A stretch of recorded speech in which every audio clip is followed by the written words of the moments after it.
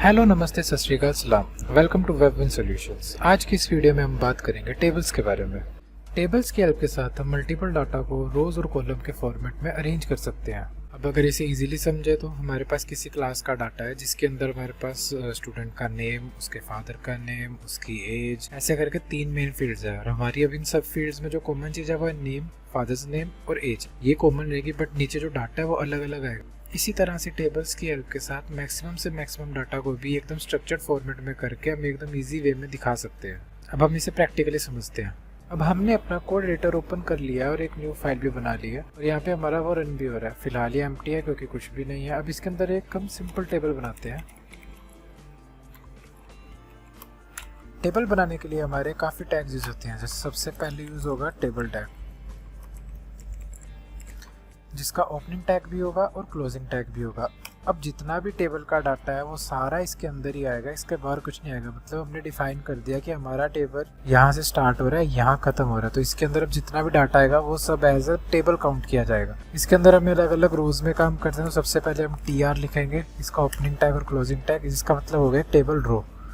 Table रो के बाद हमारा आएगा TH, जिसका मतलब हो गया टेबल हेडिंग। टेबल की हेडिंग क्या है, जैसे मेरे केस में मैं देता हूँ नेम, दूसरी हेडिंग देते हैं एज और तीसरी हेडिंग देते हैं जेंडर। अब ये मेरा एक टेबल देखो, यहाँ पे आपको दिख रहा है, यहाँ पे कोई बॉर्डर नहीं आ रहा, कुछ नहीं आ रहा, क्योंकि बाय डिफॉल्ट जो टेबल है ना वो इसी तरह से आता होता है। बाकी अगर आपको बॉर्डर वगैरह ऐड कर, उन सब के लिए हमें CSS करनी पड़ती है। हम 3 ही देते हैं। अब इसके बाद ये हमारी एक रो कंप्लीट होगी। अब हम चलते हैं सेकेंड रो की तरफ। TR दोबारा शुरू, बंद, उसके अंदर इसको आगे करा। अब जो नेक्स्ट चीज़ लिखी जाएगी वो लिखी जाएगी TD, मतलब डाटा। अब यहाँ पर जो ये है, ये तो 3 होगी हेडिंग्स। अब हम नीचे जो दे रहे हैं, यहाँ पे दे रहे हैं हम डाटा।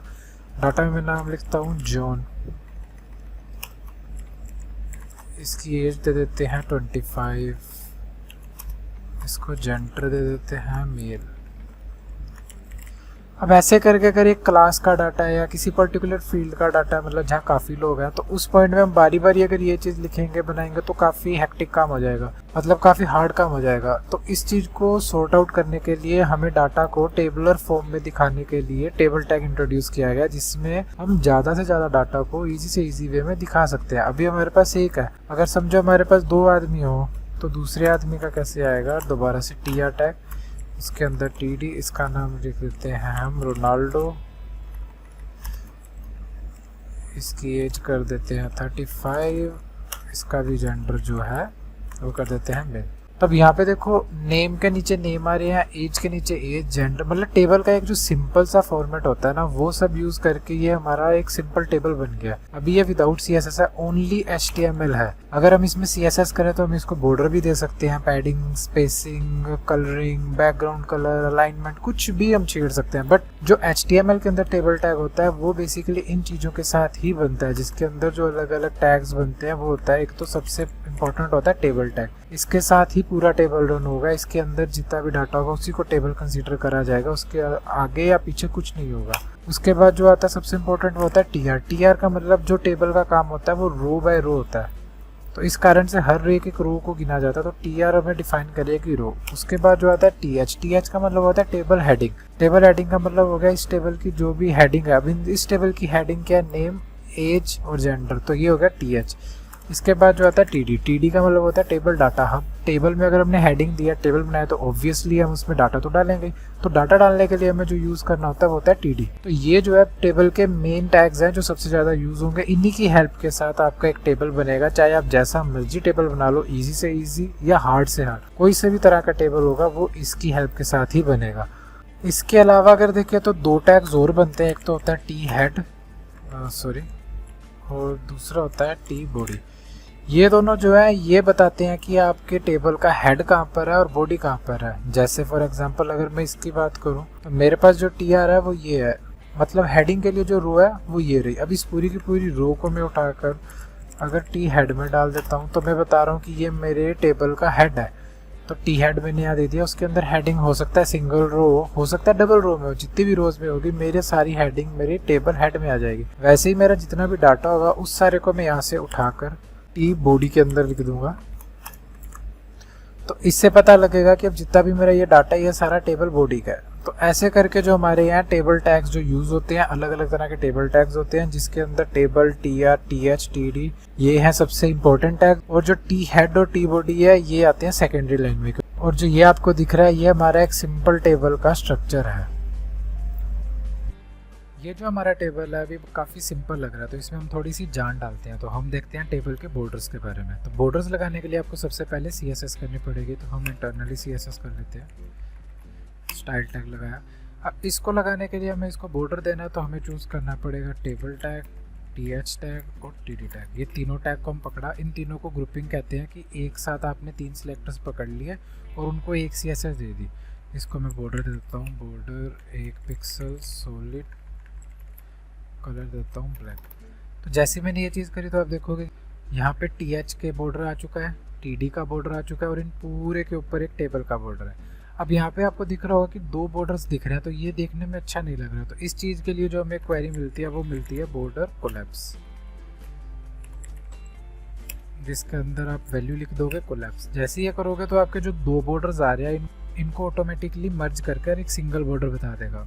तो ये तो हमारा तरीका है बॉर्डर लगाने का। इसमें क्या होता है, जो फर्स्ट होता है 1 पिक्सल ही होती है इसकी विड्थ की, कितनी विड्थ होगी इस बॉर्डर की। और जो ये सॉलिड है ये इसका स्टाइल होता है। हमने सॉलिड रखा है तो मतलब ये बिल्कुल एकदम स्ट्रेट लाइन आ रही है। इसके अलावा और भी हमें मिलते हैं, जैसे एक डॉटेड होता है। हम जब डॉटेड कर देंगे इसको तो यहाँ पे देखो डॉट्स डॉट्स आ चुकी हैं। अगर इसको हम कर देंगे डैश्ड तो यहाँ पे देखो थोड़ी मतलब छोटा सा ब्रेक आ रहा है, फिर लाइन आ रही है, फिर छोटा सा ब्रेक, ऐसे करके मतलब लाइन आ रही है, जैसे किसी ने पेन से स्पेस छोड़ छोड़ के लाइन मारी हो। इसके अलावा और भी काफ़ी सारे हैं, double, groove, ridge, inset, outset. तो ये सारी चीज़ें जो आपको हम जब CSS के बारे में पढ़ेंगे तब आपको डीपली बताएंगे बॉर्डर को ऐसे ही क्यों यूज़ करते हैं, बॉर्डर का लॉन्ग वे क्या है, बॉर्डर का शॉर्ट वे क्या है। ये जो हमने यूज़ करा है ये बॉर्डर की शॉर्ट एंड प्रॉपर्टी है कि बॉर्डर की विड्थ क्या हो, बॉर्डर का स्टाइल क्या हो और बॉर्डर में कलर क्या आना चाहिए। और इसके साथ आपको जब बॉर्डर को मर्ज करना होता है तब हम लगाएंगे बॉर्डर कोलैप्स, जिसकी हेल्प के साथ हमारे बॉर्डर को जो है वो कोलैप्स हो जाएंगे, मतलब एक सिंगल लाइन दिखाएगा, जो देखने में भी काफ़ी अच्छा लगता है। तो अभी के लिए मैं इसको सॉलिड कर देता हूँ। और इसके बाद अगर हम देखते हैं इसमें और क्या लगा सकते हैं, इसके कलर हम किसी भी तरह का कर सकते हैं। इसको बैकग्राउंड कलर भी हम दे सकते हैं। अब जैसे मैं चाहता हूँ कि सिर्फ जो हेडिंग है तो उनको मैं पकड़ लिया, 2-3 हेडिंग्स है मेरे पास, नेम है जो जेंडर, तीनों का टैग TH है। TH को मैंने बैकग्राउंड कलर दिया एक्वा। जैसे मैंने एक्वा कलर लगाया तो मेरी सिर्फ हेडिंग्स पे जो बैकग्राउंड कलर है वो एक्वा आ गया। मीन्स जो हेडिंग है वो थोड़ी सी चेंज हो गई है, उनका कलर चेंज हो गया। ऐसे ही अगर मैं चाहूँ तो सारे TD को दे सकता हूँ, इवन ओड करके मैं दे सकता हूँ। तो ये सारी चीज़ें मतलब CSS की हैं, जो आपको आने वाली क्लासेस में जब CSS का प्रोजेक्ट करेंगे तो उसमें इन सब के बारे में डीपली बताएंगे, कहाँ से कैसे देना है, क्यों देना है और किस लिए देना है। अभी के लिए आपको समझने की बात इतनी है कि इसको हम टेबल को CSS दे के उसको डिज़ाइनिंग दे कर सकते हैं, उसको थोड़ा सुंदर दिखा सकते हैं। अब हम बात करते हैं टेबल साइजेस की, यानी हम टेबल को विड्थ और हाइट भी डिफाइन कर सकते हैं। जैसे मेरा भी जो टेबल आ रहा है वो बॉडी के अंदर आ रहा है, बट वो बहुत छोटा सा आ रहा है, मीन्स जितनी उसकी एक्चुअल विड्थ है उतना ही आ रहा है। बट मैं चाहता हूँ कि ये बॉडी का पूरा 100% उठाए। तो इसके लिए मैं इसको क्या दूंगा, टेबल टैग को पकड़ा मैंने, इसको बोल दिया कि भाई तुम विड्थ उठा लो 100%। जैसे मैंने इसको 100% करा तो अब ये मेरा टेबल जितनी भी मेरी बॉडी होगी उस बॉडी के अकॉर्डिंग पूरे का पूरा 100% आएगा। इसी तरह से अब अगर मैं चाहता हूँ कि जो मेरा कोई कॉलम है, जैसे ये नेम कॉलम, ये एज, ये जेंडर, ये अलग अलग कॉलम्स है जो कि रोज़ के अंदर बने हैं। तो मैं चाहता हूँ कि मेरा जो ये कॉलम है पूरा, इसकी विड्थ हो 100 पिक्सल हो, इससे ज़्यादा ना हो। तो उसके लिए मैं क्या करूँगा, जो ये कॉलम है मेरा, जैसे मैं अगर इनलाइन दूँ तो मैं यहाँ पर भी दे सकता हूँ कि मैंने स्टाइल टैग दिया मेरे कॉलम को, इसको मैंने बोल दिया कि भाई तुम विड्थ उठा लो 80 पिक्सल उठा लो। जैसे मैंने इसको 80 करा, 80 बड़ा है तो इसलिए बड़ा दिख रहा है, छोटा कर देते हैं 40 पिक्सल। अब देखो जैसे मैंने इसको 40 पिक्सल करा, करते साथ ही देखो ये ऑटोमेटिकली 40 पिक्सल हो गया। अब हुआ यहाँ पर क्या है कि हमारा जो टेबल है वो 100% में आ रहा है, बट उसमें वो क्या कर रहा है कि जो हमारा एज वाला कॉलम है, इस कॉलम को उसने 40 पिक्सल उठाया। अब जो 100% में से वो 40 पिक्सल को माइनस करके जितना भी बच रहा है उसको नेम और जेंडर में इक्वली डिवाइड कर रहा है। इसी तरह से अगर मैं चाहता हूँ कि मेरी पहली जो रो है इसकी हाइट में बड़ी कर दूँ, तो उसके लिए मैं पहली रो को पकड़ूंगा और इसको मैं कह दूंगा स्टाइल टैग में जाकर बोलूँगा इसको कि हाइट दे दे भाई 100 पिक्सल। तो जैसे मैंने इसकी हाइट 100 पिक्सल की तो अब इसकी जो हाइट है वो 100 पिक्सल हो गई है। ये जो मैंने चीज़ लिखी है ये मैं इंटरनल CSS में भी लिख सकता हूँ, बट अगर यहाँ पे मैं लिखूंगा तो मुझे यहाँ पे काफ़ी सारे TRs हैं, तो ये सारे TR को उठाएगा। उसके लिए मुझे सिर्फ एक TR को पकड़ना पड़ेगा, या तो मैं फर्स्ट चाइल्ड करके पकड़ूंगा या मैं कोई क्लास दे के पकड़ूंगा, तो वो सारी चीज़ एक तरह से CSS का पार्ट होगी। तो इतना डीपली मैं आपको नहीं समझाना चाहता अभी मेरा मेन फोकस सिर्फ आपको ये बताने में है कि हम टेबल कैसे बनाएंगे, टेबल के अंदर CSS कैसे रखेंगे। उस CSS का अलग अलग CSS का यूज जो होगा वो हम जब CSS की क्लास करेंगे तब ये सारा अच्छे से डिस्कस करेंगे। तो मैंने अभी इस TR को पकड़ा, मतलब ये पूरा जो मेरा TR है इसको मैंने स्टाइल कह के बोल दिया कि भाई तुम्हारी हाइट 100 पिक्सल है। तो TR के अंदर 3 TH है तो तीनों की हाइट जो है ऑटोमेटिकली 100% होगी। बट यहाँ पे मैंने बोला TH को बोला कि भाई तुम्हारी विड्थ 40 पिक्सल है, तो अब अगर मैंने विड्थ दिया तो वो TH पे लगेगी और जो नीचे है उस पर भी लगेगी, क्योंकि ये पूरे कॉलम पे काउंट करेगा। तो जैसे ही कॉलम को बोला तो इस पूरे कॉलम की जो विड्थ है 40 पिक्सल होगी। इसी तरह से हम चाहें तो बड़ा छोटा कुछ भी चाहे हमारे टेबल में छेड़छाड़ करके हम अपने टेबल में कोई भी तरह की साइजिंग ऐड कर सकते हैं, कोई भी तरह की विड्थ हाइट डिफाइन कर सकते हैं। अब हम बात करते हैं टेबल हेडर्स की। अभी जो हमने देखा था उसमें जो हमारा हेडर है वो टॉप में आ रहा है, बट जरूरी नहीं है कि टेबल हेडर सिर्फ टॉप में ही हो, लेफ्ट साइड में भी हो सकते हैं, राइट में भी आ सकते हैं, मतलब डिपेंड करता है कि टेबल पे डिपेंड करता है। जैसे एग्जांपल के लिए मैं भी एक सिंपल सा एक टेबल बनाता हूँ, मैं ये सब डिलीट कर देता हूँ। फॉर एग्जाम्पल मैं बना रहा हूँ कि एक तरह से टाइम टेबल बना रहा हूँ स्कूल का। तो अब मैंने टेबल टैग लिया, टेबल के अंदर मैंने TR लिया। TR में जो सबसे पहला मेरा TH आएगा वो खाली आएगा, क्योंकि मैंने यहाँ पे कुछ दिखाना नहीं चाहता मैं। उसके बाद जो मेरा TH आएगा उसके अंदर मैं दे देता हूँ मंडे। ऐसे करके मैं इसको कॉपी कर लेता हूँ, Tuesday, Wednesday, Thursday, Friday, Saturday, Sunday. Sunday का तो खैर होता नहीं। तो ये भी मेरा आ गया, मैंने सामने डिफाइन करा है। इसका साइज़ काफ़ी बड़ा है, थोड़ा इसका साइज़ छोटा कर देते हैं। तो मैं इसको स्टाइल टैग लेके TH को कह रहा हूँ कि भैया तुम्हारा फ़ॉन्ट साइज़ तुम रखो 15 पिक्सल, जिसके साथ कि तुम थोड़े अंदर आ जाओगे। और ये जूम भी कर रखा है मैंने, इसको थोड़ा जूम आउट कर दिया। अब अगर हम देखें कि अब अगर स्कूल का टाइम टेबल बन रहा है तो उसके नेक्स्ट रो में क्या आएगा, उनके जो स्कूल का टाइम होता है। अब टाइम दिखाने के लिए मैं यहाँ पे ले रहा हूँ एक TH, कितने बजे स्कूल लग रहा है, सुबह 8 बजे। 8 बजे मंडे को क्या करेंगे उसके बारे में बता रहा हूँ। इसके बाद जो मैं दिखाना चाहता हूँ मेरा डाटा कि 8 बजे को मैं क्या करूँगा, मंडे को क्या करेंगे हम, जो भी है वो इसके अंदर। वैसे ट्यूसडे को क्या करेंगे, वेडनेसडे, थर्सडे, फ्राइडे, सैटरडे। और ये हमारा जो टेबल है कंप्लीट हो गया। इसी तरह से ऐसे करके मैं नीचे इसको एक बार ले जाता हूँ, 8 बजे, 9 बजे, इसी को कॉपी करके 3 टाइम ले लेते हैं हम। 10 बजे टेबल खाली खाली सा लग रहा है आपको, समझ थोड़ा कन्फ्यूज़न हो रही होगी समझने में। तो मैं इसको टेबल को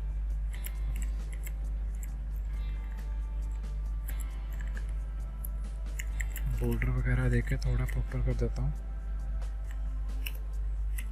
pixel solid black. Spelling mistake के लिए थोड़ा माफ़ करना। Border collapse. तो ये मेरा एक टेबल सिंपल सा बन चुका है। थोड़ी सी पैडिंग भी दे देता हूँ ताकि खुला खुला लगे। तो अब यहाँ पे मैं दिखाना चाहता हूँ कि भाई मंडे को मैंने क्या करना है, ट्यूसडे को मैंने क्या करना है, वेडनेसडे को क्या करना है, 8 बजे मंडे को क्या करेंगे, 8 बजे ट्यूसडे को क्या करेंगे। मतलब यहाँ पे मैं मेरा डाटा फिल कर सकता हूँ। अभी मेरे पास फिलहाल कोई डाटा नहीं है इसलिए मैंने इसको खाली छोड़ा है, बट अगर मेरे पास कोई डाटा होगा तो मैं इसको यहाँ पे फिल कर दूंगा। तो अब इस सिनेरियो में हमारे साथ क्या हुआ है, जो ये मंडे, ट्यूसडे, वेडनेसडे ये भी हमारी हेडिंग्स है। 8, 9, 10 और जो टाइम लिखा है ये भी हमारी हेडिंग्स है। तो मतलब ऐसा कोई ज़रूरी नहीं है कि आपका TH सिर्फ टॉप रो में ही आएगा, ऐसा कोई ज़रूरी नहीं है। हर रो के अंदर भी आप एक टेबल हेडिंग ले सकते हो अगर आपके पास कोई रिक्वायरमेंट है। तो हमने यहाँ पे क्या करा है, पहली जो हमारी रो है उसके अंदर सारी हेडिंग्स ली हैं। दूसरी जो रो है उसके अंदर एक हेडिंग लिया है, बाकी सारा डाटा लिया है। तीसरी रो में भी एक हेडिंग लिया, बाकी डाटा लिया। चौथी रो में भी एक हेडिंग लिया, बाकी डाटा लिया। तो मतलब ये डिपेंड करता है कि आपको किस तरह का टेबल बनाना है, कैसे बनाना चाहते हो। उसके लिए आप उसको हेडिंग देना चाहते हो या डाटा देना चाहते हो। ये सारा काम जो है मैं टेबल डाटा में भी कर सकता हूँ। बट अगर मुझे चाहिए कि इसका जो बैकग्राउंड कलर है, जितनी भी हेडिंग्स है इनका और इनका बैकग्राउंड कलर कुछ हो, तो उस पॉइंट के लिए अगर मैं टेबल डाटा दूंगा तो मुझे CSS लगाने में थोड़ी दिक्कत होगी, क्योंकि मुझे फैच करनी पड़ेगी क्लासेस। अगर मैं ऐसे TH दे दूंगा तो मैं सीधा यहाँ पे एक बार में ही लगा दूंगा। TH को कह दूंगा भी बैकग्राउंड कलर तुम्हारा तुम उठा लो एक्वा। तो जैसे ये कर दिया तो भी मेरा जो इसमें पता लग रहा है कि ये सारी जो है मेरी हेडिंग्स है और इसके अंदर जो है मेरा डाटा है। मतलब ऐसी कोई लिमिटेशंस नहीं है कि आपको अगर हेडिंग देनी है तो फर्स्ट रो में दोगे, नहीं, आप अगर सेकंड रो में भी देना चाहो तो हेडिंग दे सकते हो, थर्ड में भी देना चाहो तो दे सकते हो। तो TH और TD जो है ये आप कैसे भी यूज़ कर सकते हो, आपको कोई भी बाउंड नहीं कर रहा कि नहीं यहाँ यूज़ करना है या वहाँ यूज़ करना है, जहाँ आपको रिक्वायरमेंट लगे आप वहाँ पे इसको यूज़ कर सकते हो। अब हम बात करते हैं टेबल पैडिंग और स्पेसिंग की। ये दोनों दो डिफरेंट चीज़ें हैं। जो स्पेस है उसका मतलब होता है कि किसी भी चीज़ के बीच का स्पेस, और जो पैडिंग है उसका मतलब है कि वो जिस विड्थ के अंदर है उसके अंदर ही अपने आप को स्पेस देगा। अब इसको समझाने के लिए मैं एक बार इधर से बॉर्डर कोलैप्स हटा देता हूँ। अब जैसे ही मैंने इसका बॉर्डर कोलैप्स हटाया तो ये देखो दोनों बॉर्डर जितने भी हैं सारे अलग अलग हो गए हैं, मतलब सब अपने अपने तरीके से जैसे हमें नॉर्मली दिखता है वो दिख रहा है। पैडिंग भी मैं यहाँ से हटा देता हूँ। तो ये जो हमें एक सिंपल जो लेआउट दिखता है वो कुछ ऐसा दिखता होता है जब हम टेबल का बनाते हैं। अब यहाँ पे अगर मैं पैडिंग की बात करूँ तो मैं पैडिंग देता हूँ सिर्फ TH को और TD को। पैडिंग कितनी देनी है मैंने 20 पिक्सल। जैसे मैं 20 पिक्सल करूँगा तो जितने भी मेरे TH है और जितने भी मेरे TD हैं उन सबको 20 पिक्सल लग जाएगी। अभी फिलहाल मेरे पास यहाँ पे कोई TD नहीं है, बट उसको TD को 20 पिक्सल पैडिंग आ चुकी है। अगर यहाँ पे मैं आपको इंस्पेक्ट करके दिखाऊँ तो आप देख सकते हो कि ये देखो ये जो उठा रहा है मेरा, यहाँ पे आपको दिख रहा है ये जो मेरा उठा रहा है पैडिंग उठा रहा है 20 पिक्सल। जो ग्रीन पार्ट मेरा ये सारा पैडिंग है। तो ये तो होता है पैडिंग का यूज़। अब अगर मैं देता हूँ बॉर्डर स्पेसिंग, तो बॉर्डर स्पेसिंग लगाने के लिए मुझे यूज़ करना पड़ेगा टेबल टैग। टेबल टैग को ही हम बॉर्डर स्पेसिंग देंगे। तो बॉर्डर स्पेसिंग क्या करेगा, जो बॉर्डर्स होते हैं उनके अंदर स्पेस डाल देगा। मतलब ये जो बॉर्डर्स हैं इन सब बॉर्डर्स के बीच का जो स्पेस है ना वो बढ़ा देगा। जो आपको ये स्पेस दिख रहा है ना, मैंने यहाँ पे इसको कर दिया 20 पिक्सल। जैसे मैंने इसको बॉर्डर स्पेसिंग 20 पिक्सल किया, देखो पैडिंग ने तो उसके अंदर अंदर काम किया, जिस विजिट को दिया उसके अंदर अंदर काम किया, बट बॉर्डर स्पेसिंग ने क्या करा है, टेबल हेड टेबल डाटा इनके अंदर जो बॉर्डर्स थे ना उसके अंदर हमें स्पेस दे दिया। उसका मतलब जो गैप है वो बढ़ा दिया। यही डिफरेंस है पैडिंग में और स्पेसिंग में। अब हम बात करते हैं कोल स्पैन और रो स्पैन की। कोल स्पैन और रो स्पैन बिल्कुल वही चीज़ है जो हम माइक्रोसॉफ्ट एक्सेल शीट जब भी यूज़ करते हैं उसके अंदर हम अलग अलग कॉलम्स में काम करते हैं, अलग अलग रोज में काम करते हैं। अगर किसी पॉइंट पे हमें कॉलम और रो को मर्ज करना पड़े, मीन्स 2 कॉलम को आपस में मर्ज करना पड़े, 3 कॉलम्स को मर्ज करना पड़े या 2-3 रोज को आपस में मर्ज करना पड़े, तो हम उनको सिलेक्ट करके उनको मर्ज कर देते हैं। वही मर्जिंग को हम कोल स्पैन और रो स्पैन करते हैं। अगर तो कॉलम्स को मर्ज कर रहे हैं तो उसको कोल स्पैन कहेंगे, और अगर रो को मर्ज करेंगे तो उसको रो स्पैन कहते हैं। इसके लिए एक सिंपल सा एग्जांपल लेते हैं। पुराना सब डिलीट कर दिया। ये हमारा सिंपल टेबल आ गया। इसके अंदर मैं एक टेबल रो लूँगा जिसके अंदर मैं देता हूँ टेबल हेडिंग। इसको मैंने कह दिया भाई तुम्हारे अंदर मैं लिखूँगा नेम, और सेकंड जो हेडिंग है उसको मैंने कह दिया तुम्हारे अंदर लिखूँगा मैं एज। अब मैं नेक्स्ट ईयर लेता हूँ। अब जो मेरा फर्स्ट नेम और लास्ट नेम है वो मैं डिफरेंट डाटाज में दिखाना चाहता हूँ। जैसे फर्स्ट टेबल डाटा में मैंने कहा मानवजोत, एंड जो मेरा सेकंड डाटा है उसमें मैंने कहा सिंह, और जो एज है वो भी मेरी आएगी यहाँ पे। एज मैंने लिख दी 25। जैसे मैंने ये चीज़ लिखी तो भी आपको यहाँ पे मेरा टेबल दिख रहा होगा, काफ़ी मतलब कंजस्टेड सा हो रखा है। इसको मैं एक बार सिंपल सी स्टाइलिंग कर देता हूँ। तो ये मैंने एक सिंपल सी स्टाइलिंग कर लिया, इसको थोड़ी सी पैडिंग भी दे ही देते हैं। तब जैसे मैंने लिखा तो मेरा जो नेम है मानवजोत और ये सिंह, ये दोनों नेम के नीचे आने चाहिए, और ये मेरा एक्स्ट्रा कॉलम बन रहा है क्योंकि ऊपर TH में मेरे पास 2 ही डाटाज है और TDs में मेरे पास 3 डाटाज है। तो इसके लिए मैं यहाँ पे क्या करूँगा, जो ये नेम फील्ड है इसको मानवजोत और सिंह दोनों के ऊपर मैं दिखाऊंगा, मतलब इसको मर्ज करूँगा और एज को आगे पुश करूँगा। तो उसके लिए मैं यहाँ यूज़ करूँगा कोल स्पैन। कोल स्पैन कितना 2 चाहिए मुझे, तो मैं कर दूंगा 2।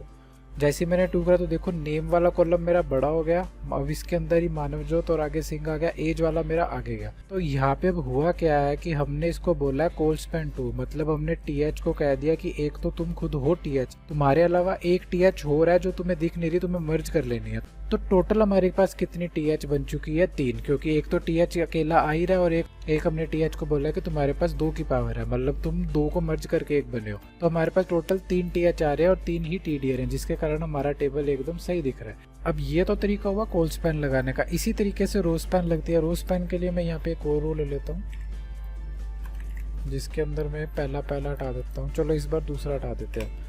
अब मैं चाहता हूँ कि जो ये रो है ये 2 रोज को मर्ज कर एक ही सेल बना ले। तो उसके लिए मैं क्या करूँगा, जो मेरा मानवजोत के बाद जो सिंह है ऊपर वाला, इसको मैं बोलूँगा कि भाई तुम रो स्पैन हो, तुम 2 की जगह में होगे। तो जैसे इसको मैंने 2 करा तो ये देखो 2 उठाएगा। अब यहाँ पे टेक्निकली हुआ क्या, हमने एक टेबल टैग लिया जिसके अंदर हमने पहली रो ली, उसको हमने बोला कि TH को बोला कि तुम 2 की पावर पे हो और तुम्हारे अलावा एक TH है, टोटल 3 TH है। तो 1 2 3 TH हो गए। उसके बाद नेक्स्ट हमने एक और रो ली, तो ये रो तो यहाँ खत्म होगी। इसके बाद हमने नेक्स्ट एक और रो ली, उसको हमने बोला, पहले TD को बोला कि तुम्हारी वैल्यू है मानवजोत, दूसरी TD को बोला तुम्हारी वैल्यू है सिंह और तुम रो स्पैन में हो, मतलब तुम नेक्स्ट वाली रो का भी तुम ही हिस्सा हो, और तीसरी वैल्यू तुम्हारी है जो है वो 25।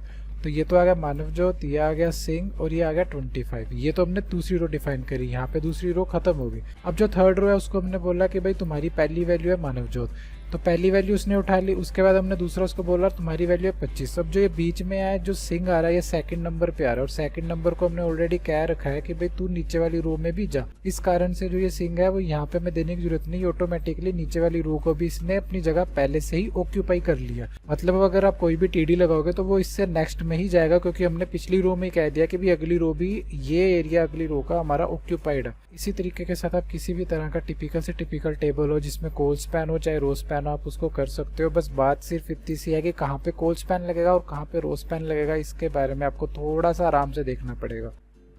HTML टेबल्स का एक सबसे लास्ट टैग बचता है जो कि है कोल ग्रुप। कोल ग्रुप की हेल्प के साथ हम कॉलम्स को पकड़ सकते हैं, वो कोई सा भी कॉलम हो सकता है, फर्स्ट हो चाहे लास्ट हो चाहे बीच का कोई हो।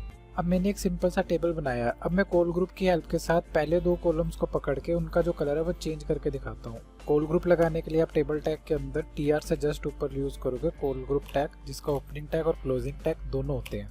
कोल ग्रुप के अंदर आप जो यूज करोगे वो यूज करोगे कोल टैग, इसका सिर्फ ओपनिंग टैग होता है, इसका कोई क्लोजिंग टैग नहीं होता। अब हम जैसे हमने कोल लिखा तो हम बता रहे हैं कि इस टेबल के हम कॉलम को पकड़ रहे हैं, कौन से स्पैन। स्पैन का मतलब कि कितने कॉलम्स को पकड़ रहे हैं, हम पकड़ रहे हैं 3 कॉलम्स को। स्पैन 3 का मतलब उसने 3 कॉलम्स को गेट कर लिया, सिलेक्ट कर लिया। अब इसको मैं क्या CSS देना चाहता हूँ, उसके लिए मैं स्टाइल एट्रीब्यूट में गया, मैंने बैकग्राउंड कलर इनका चेंज करके कर दिया एक्वामरीन। जैसे मैंने एक्वामरीन करा तो सिर्फ पहले 3 कॉलम्स जो है उनका कलर चेंज हुआ। वैसे अगर मैं चाहता हूँ कि पहले एक कॉलम का हो तो मैं 1 कर दूंगा, 1 होगा। मैं चाहता हूँ सभी का हो तो ये 7 है तो मैं 7 कर दूंगा तो 7 का हो जाएगा। इस तरीके के साथ हम कोल ग्रुप की हेल्प के साथ सिर्फ और सिर्फ कॉलम्स को पकड़ के उनको फेच करके उनको कुछ भी तरह की CSS दे सकते हैं। अब मैं चाहता हूँ जैसे कि पहले 2 को रहे कलर ये, उसके बाद मैं कह रहा हूँ कि भाई कॉलम जो अगले 3 कॉलम है स्पैन 3, उनका जो स्टाइल है उसमें जो बैकग्राउंड कलर है वो हो जाए रेड। ये क्लोज कर दिया इसको। तो मैंने इसको सिंपल सी चीज़ बोली कि भाई कॉलम पकड़ ले कौन से 2, उनको कलर दे दे ये वाला। तो उसने पहले 2 कॉलम्स को ये कलर दे दिया। फिर मैंने कहा कि अब कॉलम पकड़ ले 3, इससे जो भी नेक्स्ट 3 होगा वो पकड़ लेगा, उसको कलर दे दे ये वाला। तो इसने उठा लिया ये। अब मैं कह रहा हूँ कि मुझे सैटरडे वाला कॉलम ही नहीं चाहिए, तो मैं पकड़ूंगा कोल, इसको बोलूँगा स्पैन, स्पैन में बोलूँगा 1 की अगला इससे नेक्स्ट कॉलम, स्टाइल में बोल दूंगा विजिबिलिटी को मैंने कह दिया कोलैप्स। जैसे ही मैंने इसको कोलैप्स करा तो जो सैटरडे वाला कॉलम है उसको इसने गायब कर दिया। मतलब इस तरीके के साथ हम चाहें तो कोई भी तरह की छेड़छाड़ कर सकते हैं अपने टेबल के साथ। ये पूरे के पूरे कॉलम्स को पकड़ेगा और कॉलम्स के साथ ही छेड़छाड़ करेगा, ये इंडिविजुअल किसी एक सेल को नहीं पकड़ रहा। तो अब जो मैंने कोल ग्रुप टैग यूज करा उसकी हेल्प के साथ हमने पहले 2 कॉलम को पकड़ा और उनको हमने कलर कर दिया एक्वामरीन। उसके बाद हमने अगले 3 कॉलम को पकड़ा, उनका कलर कर दिया रेड, और उसके बाद उससे जो अगला एक कॉलम था उसको हमने कर दिया कोलैप्स की, उसको गायब कर दिया। और लास्ट में हमारे जो है संडे जो है वो दिख रहा है, उसको हमने कुछ नहीं कहा। तो इस तरीके से आप अलग अलग तरह से कॉलम्स को अगर आप कुछ भी डिजाइनिंग देना चाहते हो तो आप दे सकते हो। इसी के साथ आज की वीडियो को एंड करते हैं। आई होप आपको सब कुछ समझ आया होगा। अगर किसी को कोई क्वेरी हो या कोई डाउट हो तो मुझे कमेंट सेक्शन में वो मेंशन कर दे, मैं ट्राई करूंगा जल्दी से जल्दी उसका रिप्लाई करूं। वीडियो अच्छी लगी हो तो चैनल को सब्सक्राइब जरूर करना एंड उन लोगों के साथ जरूर शेयर करना जिनको HTML CSS सीखने में इंटरेस्ट है। That's all from my side. मिलते हैं अगली वीडियो में। Thank you.